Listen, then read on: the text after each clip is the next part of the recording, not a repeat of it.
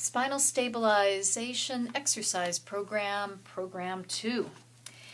We begin with some hamstring stretches. We've got the loop around the midfoot and the opposing leg that is not being stretched with the bent knee. You've still got your neutral pelvis. You want to feel that you've got a little curve in your lower back, but your ribs are heavy on the mat. You take a breath in, you exhale and start to feel the tightening in the lower belly and start to pull on the strap, lifting the leg up to the end range where you feel a stretch and no pain. You hold for 1/1000, 2/1000, and then you inhale and lower. You exhale, activate the abdominal wall, lift. It's a combination of your thigh muscle and your arms lifting the leg. Hold for 1/1000, 2/1000, inhale, lower. Exhale, feel the tightness in the belly first, then pull the leg up. You're making sure that you do not flatten out your back or bend your knee to get maximal stretch, and inhale, lower.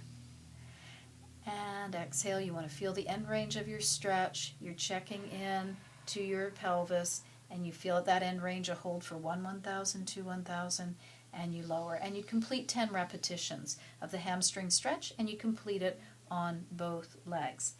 Now, to come into the exercise program itself, we're going to start with our breathing, but we're going to start with breathing with the fingers on those two front hip bones and the pads of the fingers palpating or feeling the lower abdominal skin. So we're going to take that breath with awareness that the ribs are expanding and back into the mat or into the floor. And they're expanding to the side and they're expanding to the front, and you feel the belly expanding, and that is our diaphragmatic breath. There's no strain or stress around the neck or shoulders. As you're exhaling, you're feeling with the pads of the fingers that very distinct muscle contraction that is tightening yet pulling away ever so slightly from the finger pads. So an inhale to expand the ribs, awareness of expansion of the lower abdominal wall, and then with the exhale, the tightening of the lower abdominal wall. You want to make this habit in all of your movements, whether it's getting in and out of your vehicle, getting up and down from a chair, taking something out of the oven or the microwave. You want to be ready as you're standing, brushing your teeth, ready to stabilize your spine when your spine could be the furthest thing from your mind. Now from here, we're going to keep the fingers where they are and go into our bent knee openings. This allows you to practice your breathing and the activation, the timing of your leg movement and your deep abdominal wall tightening. So an inhale to open and an exhale to pull in. Finding ease in your hip sockets. Around the hip is where we hold a lot of muscular tension. So your pelvis is staying steady. You're checking to make sure that you're getting the tightness under your fingers before you pull the legs in. And then we're going to add an extra challenge, just a single leg. So we'll start with the left leg moving out with the inhale, and then the exhale, you activate and pull back to center, and alternating over to the right. You will notice that there's a great deal more potential for the pelvis to move when it's a single leg. So a great deal more preparation has to be in place in order to maintain that stable pelvis through the movement. So you'll do on your bilateral or both legs moving at the same time. You'll do about 5 repetitions there, and then 5 repetitions on each leg moving independent of the other leg. One of the things to watch for on the single leg version is that the leg that's staying still will often try to lean out away from center to create more of a mechanical advantage. So make sure that the entire foot stays on the mat, big toe most especially. Then we're going to come into a movement that we call femur circles. So a part of the movement is the setup. The movement starts as soon as you even think about lifting your leg up off the mat. So we take a breath in, we exhale, get the feeling of the deep tightening, wrapping around your waist, and bring a leg up with the least amount of leg muscle effort, and you'll bring that hand up and place it either on the kneecap or behind the fold of the knee.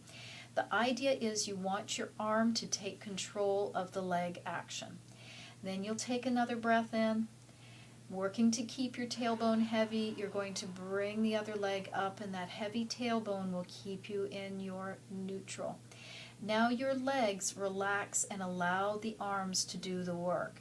We're going to start with a circling motion where the knees come in and then the knees move away from each other, away from center line. The elbows straighten, the arms are in control, the legs are pulled back in, and you are circling the ball in the socket of the hip joint. Maintaining your neutral and maintaining the work around your waist. You have the weight of your legs to control, so there is work in the lower abdominal wall consistently as you go into this movement sequence. You will do 5 circles in each direction. This is a really great exercise to remember for when your back does get a flare-up.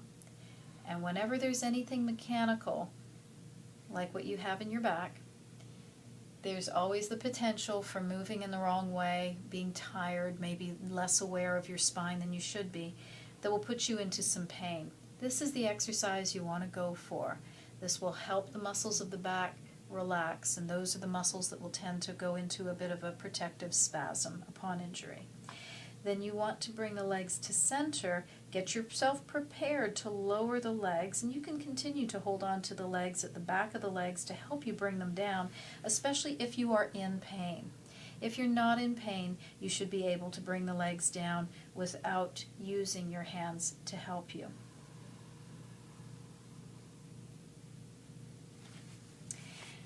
Now we're going to go into a side lying position with a yoga block or some kind of a pillow, something to keep the alignment of your neck and to keep from crushing your shoulder. We're going to start with knees bent, hip over hip, knee over knee, ankle over ankle, and top hand over bottom hand. Good. So we've got shoulder over shoulder there.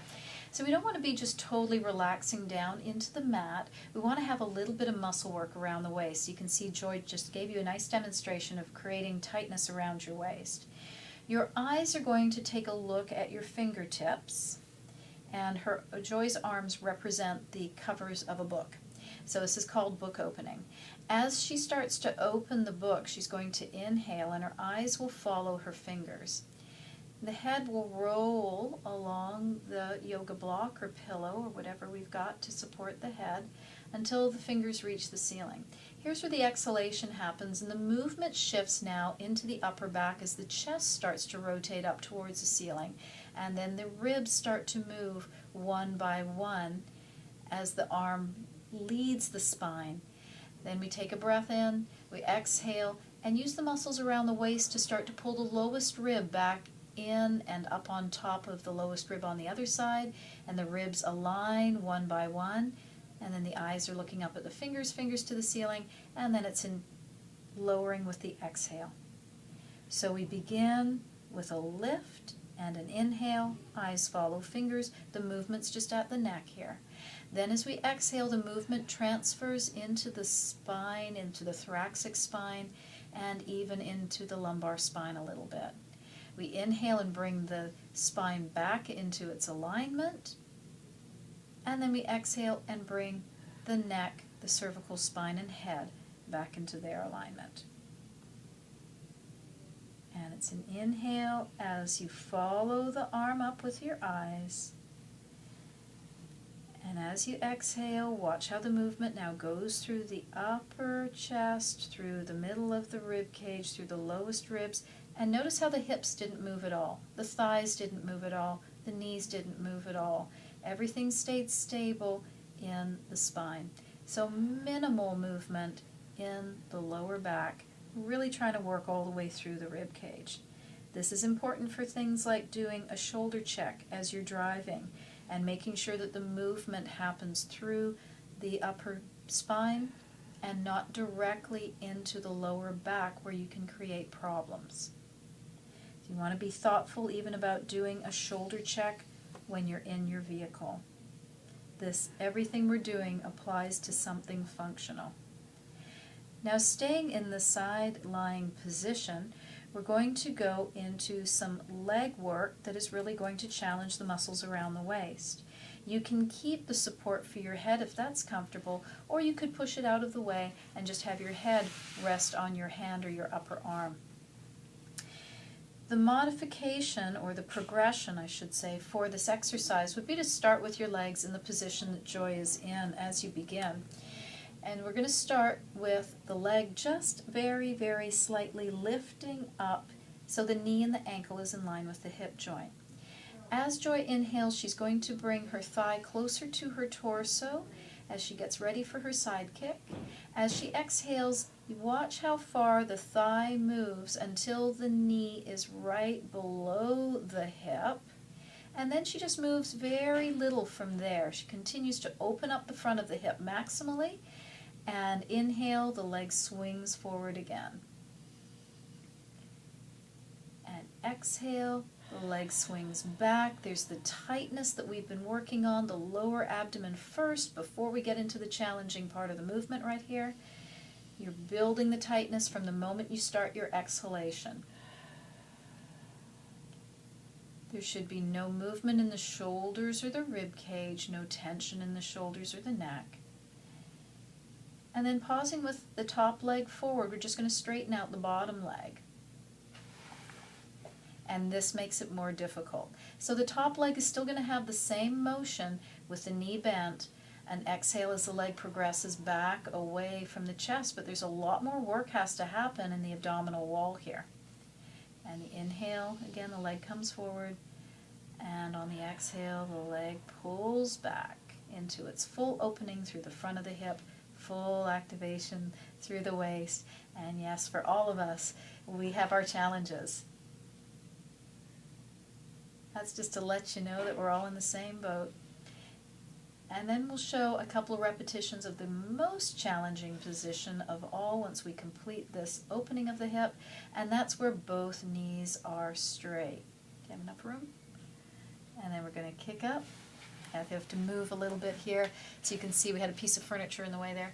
So we're going to bring that top leg forward and then sweep the leg back. This is the greatest amount of challenge because you've now got a straight leg, and from a physics perspective, that means a long lever arm, and the muscles of your trunk have to work extra hard. So this is what you will work up to.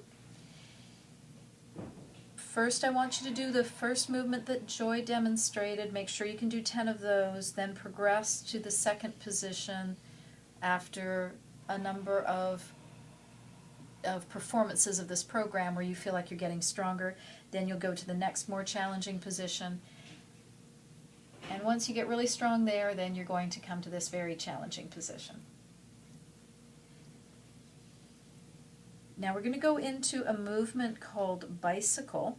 So there's a little bit more complexity to this movement. And this is going to be added when you can complete the movement you just saw demonstrated. Okay, so this will only be added to your program when you're able to perform the side kick with both legs straight. So we start with the top leg, reaching along the bottom leg, getting a ½ inch longer.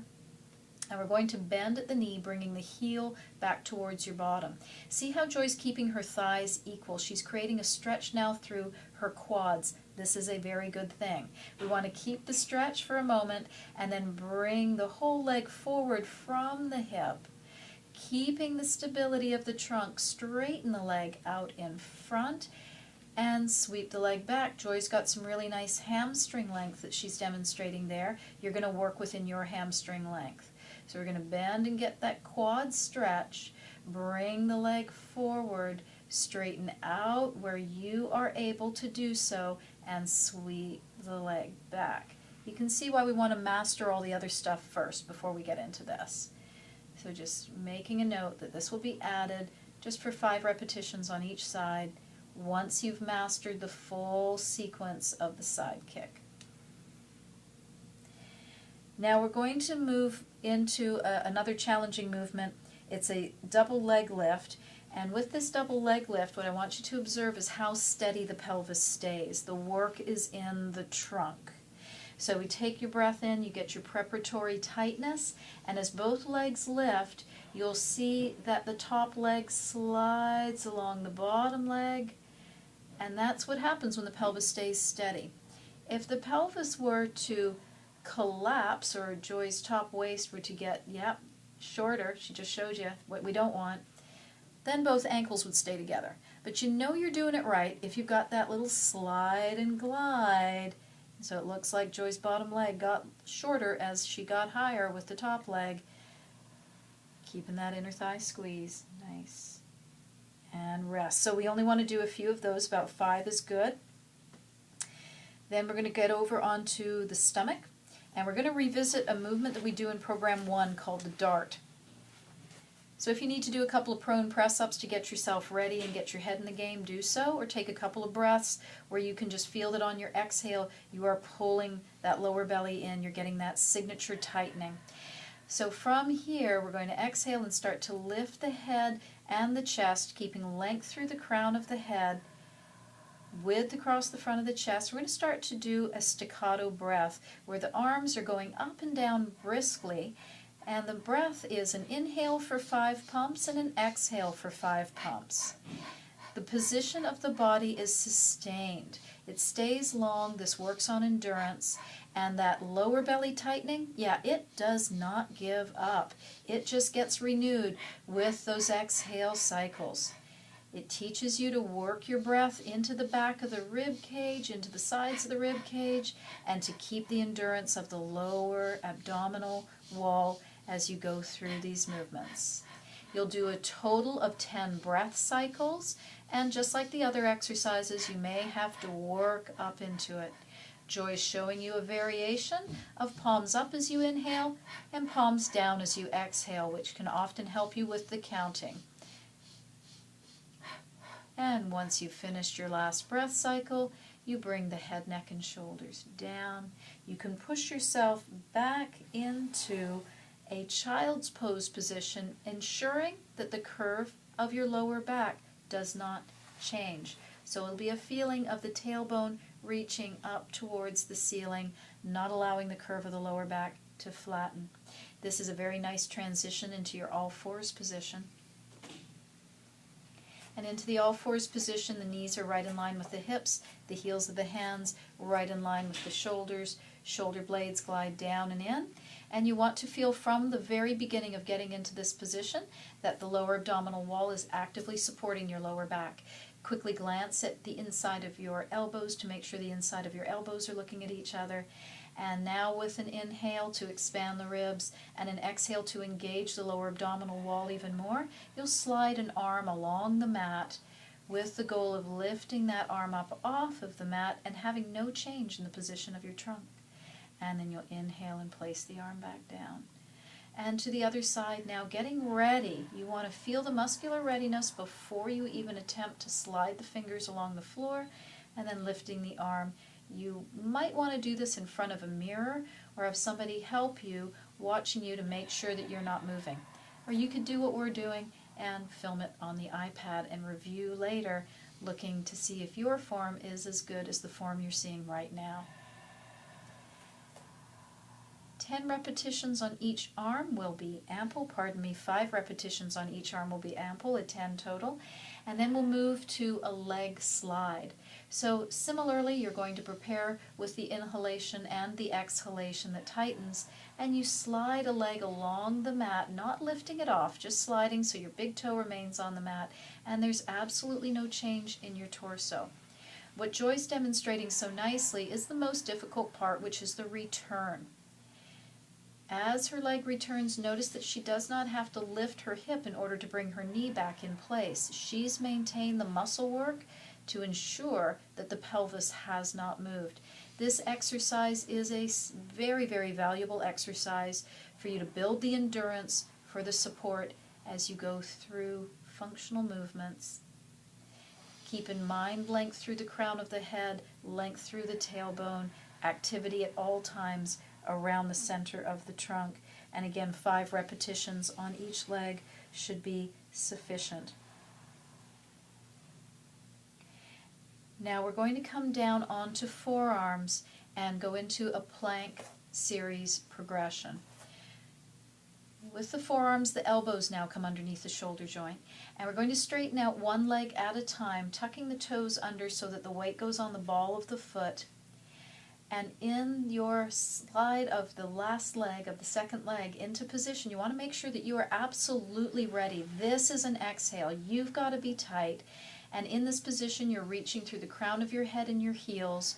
You're going to hold for as many breaths as you can comfortably hold this position for, with absolutely no sagging. My suggestion is you begin with about 3 breath cycles, and then you come down 1 knee at a time. Then you're going to progress onto your hands.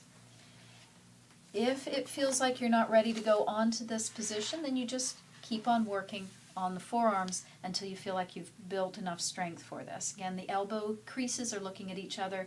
We've already got abdominal work and length through the spine. We slide one leg out, sliding the toes under, and the other leg is going to follow with a lot of tightness, a lot of preparation, and we hold the plank. Again, for about 3 breath cycles, renewing and reconstituting all of the support through the shoulders, the ribs, and the lower abdomen. And then once you come out of this plank, you can come back into that child's pose position again that we did coming out of the dart, again making sure that you keep the curve of the lower back intact and it does not flatten out. Then we're going to go into a reverse plank position.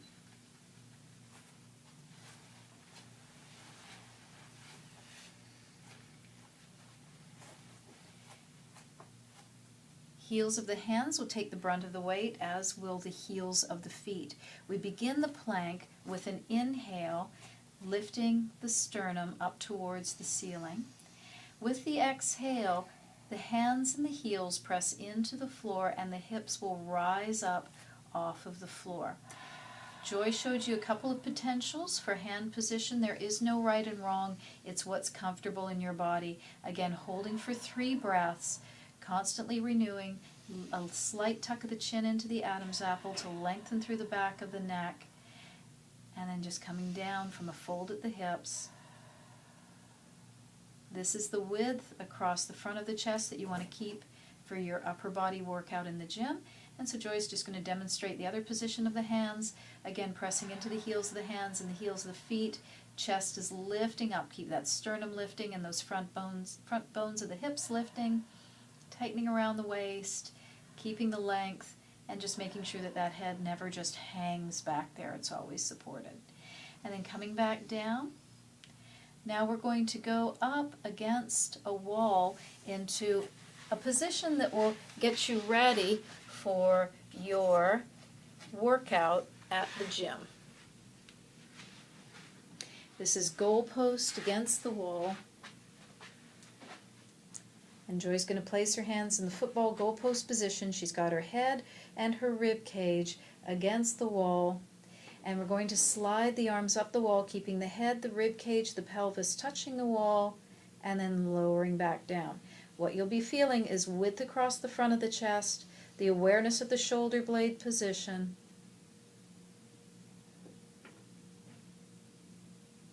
Lovely.